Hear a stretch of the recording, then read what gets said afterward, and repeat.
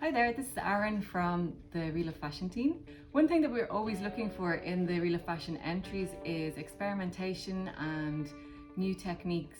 So I was going to show you a quick technique with a t-shirt. A lot of you would already know how to make t-shirt yarn. I'm going to show you the technique for making a continuous strip of t-shirt yarn. First thing you do is you're going to fold your t-shirt in such a way that the two side seams are about 2 inches away from each other. And then I'm going to cut this into strips.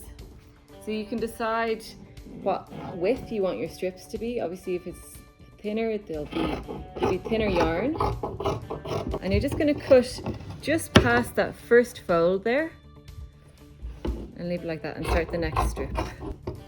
When you're cutting, it's a good idea to keep things laying flat on the table and move your scissors along them rather than picking them up and cutting them that way. If you do it this way, you get a bit more control over the lines that you're cutting. I'm just going to do this last one and I'll cut it off, but you could continue the whole way up. Once you have your strips cut, you can open out the t-shirt so that you have the spine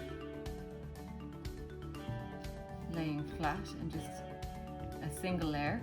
And then we're going to cut in a diagonal. So we're going to cut from the bottom of one strip to the top of the next. And the bottom of one to the top of the next. Like so.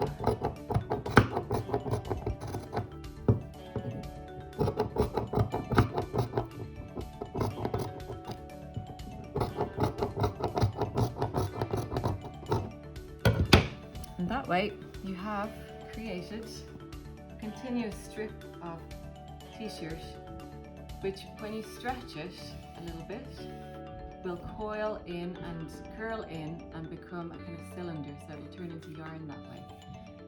And like I said, you can apply that technique to different fabrics and see what happens.